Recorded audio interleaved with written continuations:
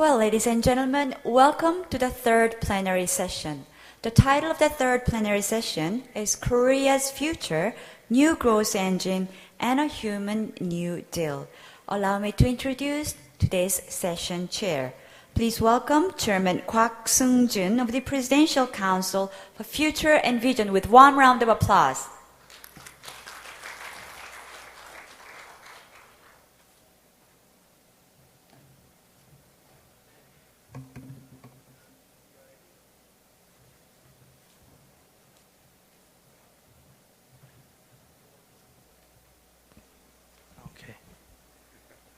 Okay, thank you very much for attending this afternoon session. And this afternoon we are going to hear presentations on human New Deal and new growth engines, two projects of the Lee Myung-bak's administration's key projects. And we'll be hearing commentary and analysis from related experts, and we'll be briefly opening the meeting for your questions. First of all, I would like to introduce First Vice Minister Im Chae-min from the Knowledge Economy, and he will give a brief presentation on these issues. And next, what is the sound? It's noisy. Yes.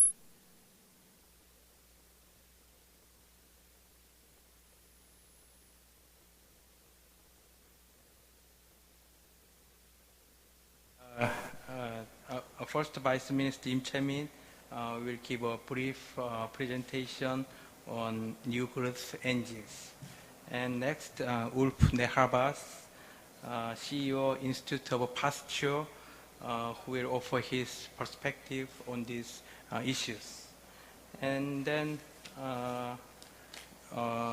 we'll be hearing from Hyun Oh-seok, President KDI, and Professor Richard Freeman from Harvard University. They will be addressing the Human New Deal. And now we'll hear from Vice Minister Rim about the new growth engines, please.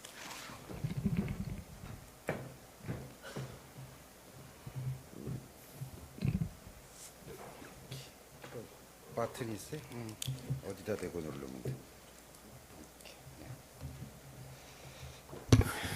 Thank you, Dr. Kwak, for your kind introduction. Good afternoon, ladies and gentlemen. It is my great honor to be here to join in on this important discussion as we explore ways to ensure peace and prosperity in Northeast Asia and beyond. And I'm sure our discussions here today will help all of us figure out new strategies for the future. My task today is to brief you about Korea's new growth engines, which is a proactive strategy to overcome the current economic crisis and also to prepare for the after the crisis. Let me begin by introducing one of the emerging high-tech products, which is the light-emitting diode. We call it a LED. Who could have ever imagined semiconductors that emit light? Those LEDs are now becoming more and more popular as energy-saving lights, replacing the traditional light bulbs and used in the latest television panels. Well, 5 years ago, I doubt there would have been many people who could have foreseen this new waves being made by these LEDs. The success of the LED is evident now, but at the initial stage of the development, there was enormous risk.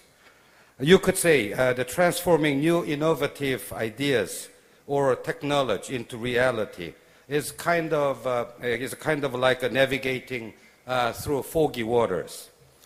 That fog is a risk. Sometimes the fog might be dense.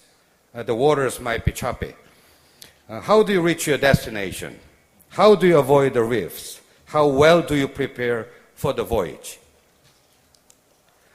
To successfully reach the port, there are two things you must have. One, you need a clear destination with the help of a lighthouse as a beacon. Second, you need a well-prepared ship that is able to weather the storm and reach the destination.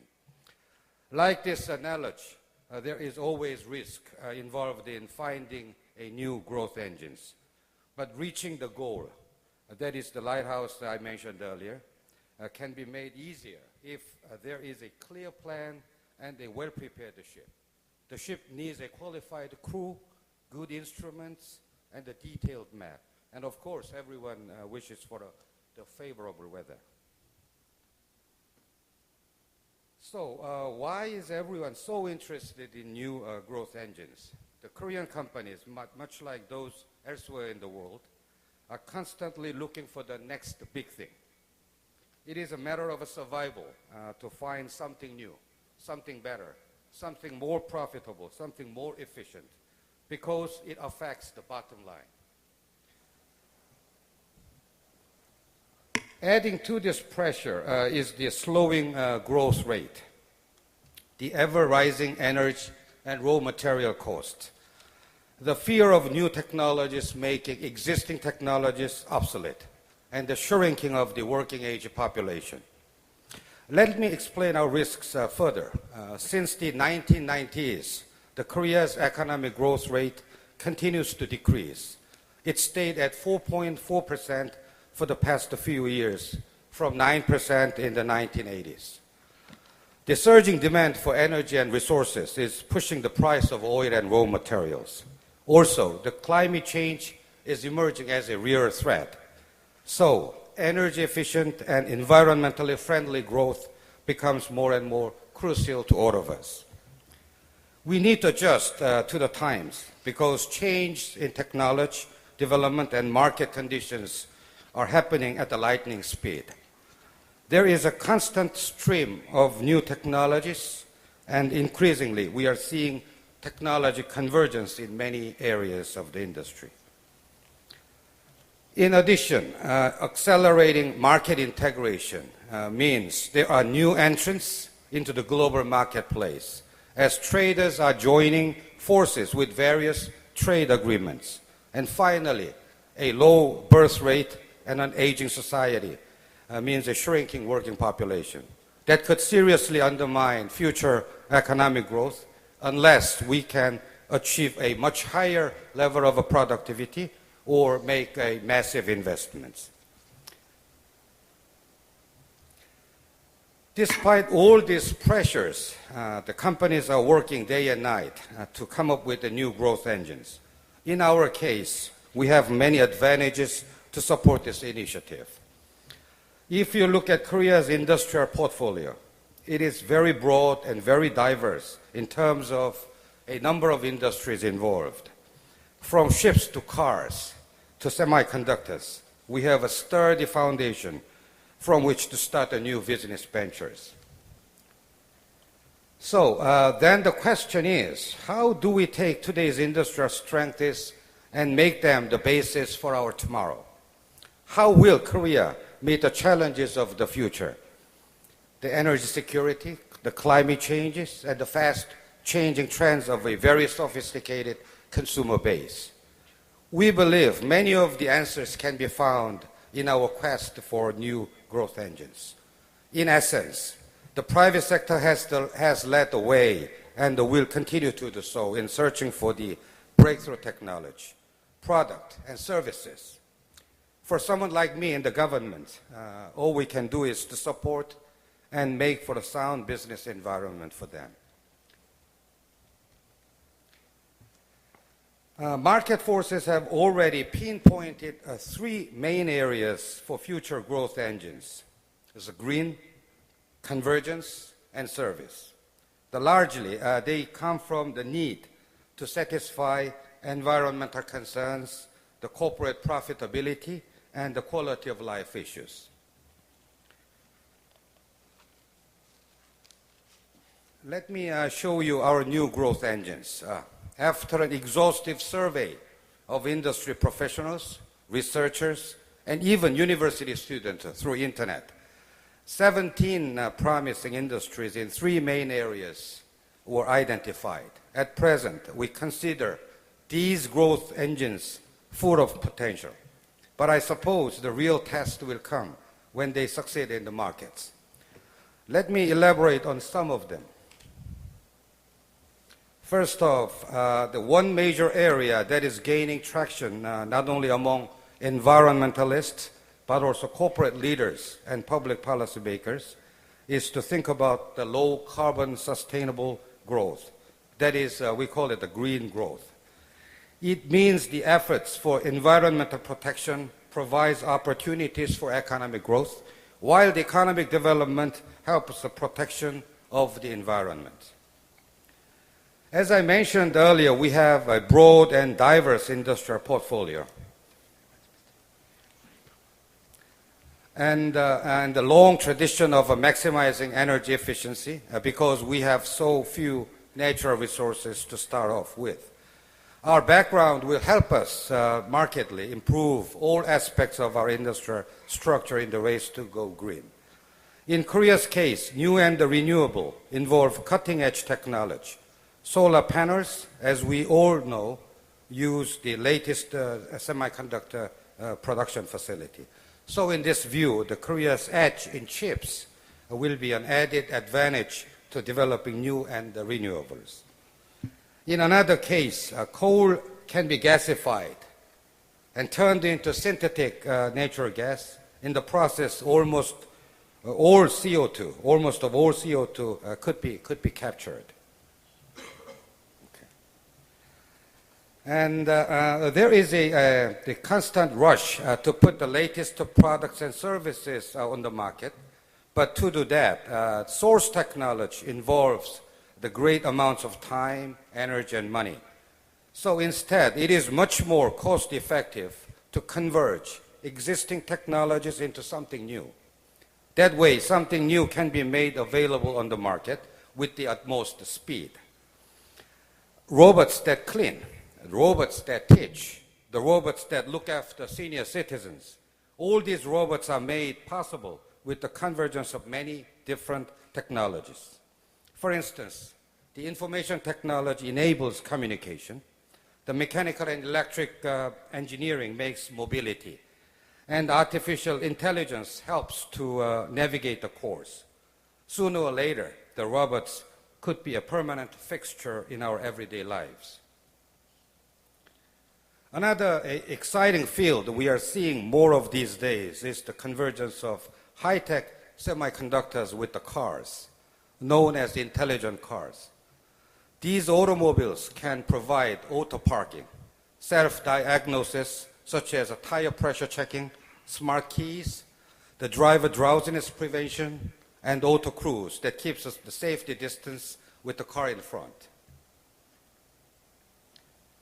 Companies exploring business opportunities will need to concentrate on quality of life issues. The service sector has great potential for growth in light of current demographic trends, low birth rate and the rapidly aging society, and the pursuit of well-being for mind and body. Let's look at telemedicine, which takes the best of information technology and high-quality health care. Patients have access to their doctors anytime, any place. This is a very fast-growing sector that could control rising healthcare costs while providing convenience for patients. Healthcare officials are encouraged that telemedicine could provide constant, long-term monitoring and care for patients of diabetes or hypertension. Another case can be contents industry. Contents industry can bring about growth of other industries such as manufacturing, tourism, and services. A famous Korean TV drama, Winter Sonata, was broadcasted in Japan, and it is estimated that 180,000 more Japanese tourists visited Korea than average during 7 months period after the show, making $33 million additional dollars in tourism revenue. I've just described the three directions, the green, the convergence, and service-oriented. Many leading companies and research institutes are looking for inspiration. We have a great capacity to innovate that comes from tremendous emphasis on research and development. We are among the top 5 countries in terms of percentage of research and development expenditure, 3.2% of GDP, and we plan to increase it 5% of GDP by year 2012. We also have an extremely talented pool of professionals, highly educated and dedicated to high standards of excellence. Almost 84% of high school graduates continue on to college. This is a remarkable number. We have more than 100,000 graduates in the sciences and engineering field every year. I would like to point out a very interesting trend that is happening recently in Korea. Companies are collaborating with one another as never before. One leading company has partnered up with a prominent small and medium enterprise to venture in the potentially lucrative biosimilar sector. We could soon see very affordable biopharmaceuticals coming out as a result of this partnership. Once fierce competitors, we have recently seen 2 corporate giants, Hyundai and Samsung, pooling their resources to form a productive alliance to develop and produce intelligent cars. This kind of a change in the corporate culture can stimulate the future growth, especially with the high-risk, high-return growth engines. We hope that such alliance in research and development can encourage further cooperation among companies over the border.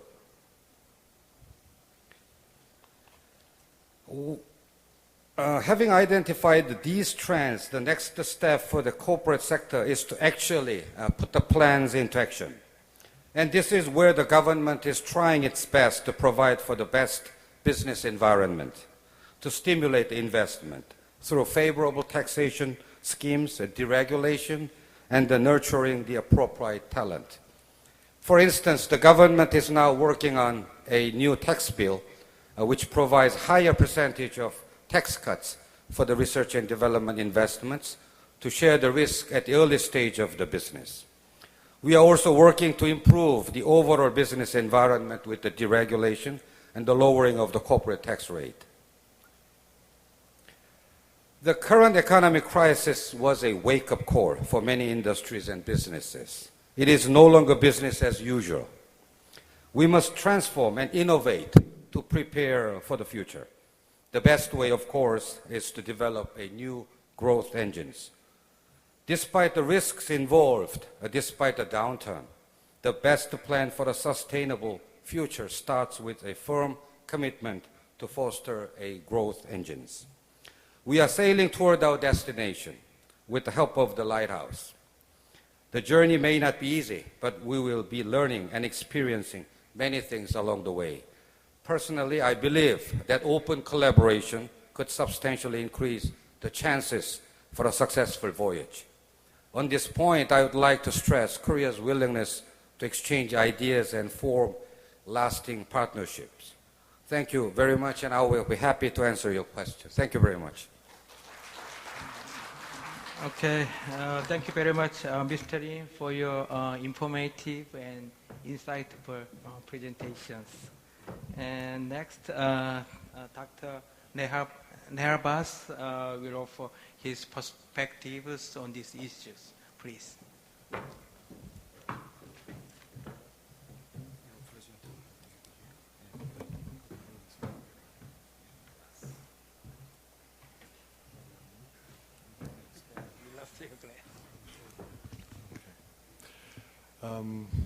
Hello, thank you very much for giving an opportunity following up on this very impressive presentation, trying to make a point for how biopharmaceuticals can be a future growth engine in Korea. Very often it is being claimed that in Korea somehow the access to the pharma market is not feasible simply as a function of size. But the pharma market, let me explain to you, is not monolithic, and currently certainly is an industry in crisis. If we're going back and explain a little bit on where these problems come from and how solutions can be devised, let me start from the perspective of Institut Pasteur, my employer, which is probably the world's oldest biopharmaceutical company. Now, traditionally, drug discovery and development were empirical endeavors based on observation. We're going 130 years back, and you can see here, this is a picture of one of the first patients ever to be cured of rabies. And the person in the white coat was the basic researcher and the clinical researcher at the same time. Everything happened at the same moment. This, of course, is no longer feasible, although over the years it has yielded great results, many medications, millions of patients' lives saved, and not only, it has been a growth engine. And you can see here that still today, based on its ability to do translational research, Pasteur is a world leader when it comes to licensing revenues, and in addition to that, has gained 10 Nobel Prizes. But since then, a lot has changed. Currently, drug discovery is based on reductionist hypotheses and functional predictions of complex biological systems. And although that's theoretically very attractive, in practice it doesn't work very well. An industry in a crisis looks like this. You're looking in drug development at increasing cost in the face of decreasing productivity. That is never good. But to put it in a nutshell, since 1989, pharma worldwide has produced only 23 new targets. New targets are new basic disease models on which you can target a disease. If you're looking at the market with respect to the blockbusters these days, the picture is even more worrying. You can see here the world-leading pharma industries and what will happen to their major markets after 2012. And you can see that, for instance, Pfizer, 41% of their markets will basically be no longer patent protected after 2012 and will break off. And for all of the major players, about a third will disappear. So there's significant revenue loss from patent expiration, putting pressure on large pharma.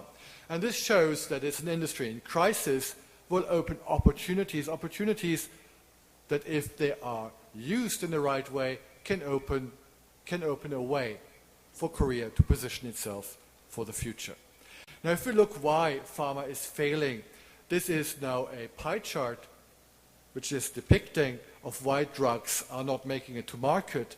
There's a large part of strategic and financial decisions, but the crucial thing here to be pointed out is a pharma intrinsic factor, which is efficacy. Efficacy is a problem in clinical trials, and it comes up if the reductionist model systems that are being put forward in the industry in the end turn out to be unconnected to the actual physiology of the human disease. If the model system has nothing to do with the actual disease, well then efficacy will be a problem and the drug will fail. Much hope was put into the human genome sequencing project because industry was hoping by understanding the human genome, it will now be able to pinpoint all of those causes of disease and have basically new targets and develop new drugs. However, that definitely failed. The human genome, however, turned out to make absolutely fabulous markers, which now allowed the industry to realize that there are no big diseases, but there are subclasses of diseases, and genes can serve as markers for disease subclasses. So the Human Genome Project yielded markers for diseases, but not explanation. And this is a very crucial point. The recognition of disease subclasses is what is actually going to change the entire healthcare field and the pharma industry very dramatically. The emerging new trends in healthcare will lead to drastic changes in biotech and pharma. And that is based on the fact that once it was realized that there is no one big disease but disease subclasses, now suddenly drugs could be developed much more effectively and targeted much better. Good examples for these are Tarceva, a drug that is effective in only 10% of all lung cancer patients, or Herceptin, a drug that works very well. If you recognize those 25% of the breast cancer patient that have a given genetic predisposition. Now suddenly then, drug development becomes more specific and efficient when targeting disease subclasses. And not only for the development of drugs, now if you can recognize disease subclasses, you have an entirely new angle at diagnostics. Because if you can recognize the predisposition of a patient to suffer from a disease subclass, well, there is a way into prevention, and there's an entire move from sick care to health care, investing into keeping the healthy in good and healthy conditions on the basis of having diagnostics that will allow us to recognize genetic predisposition to disease. Now then, what the Human Genome Project has yielded is these two aspects here.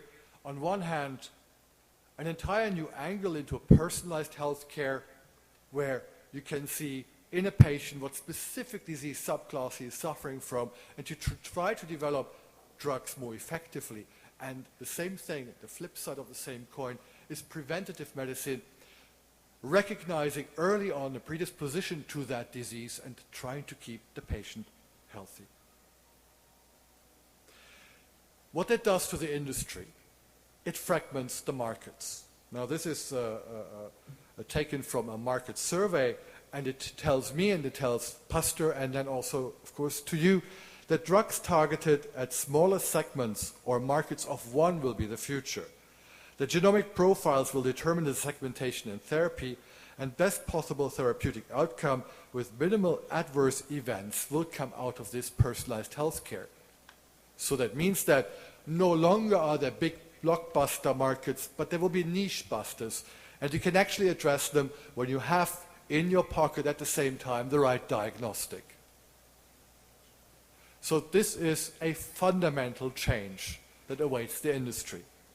A fragmentation of disease markets with the emergence of what will be called and what is called in a keyword niche busters.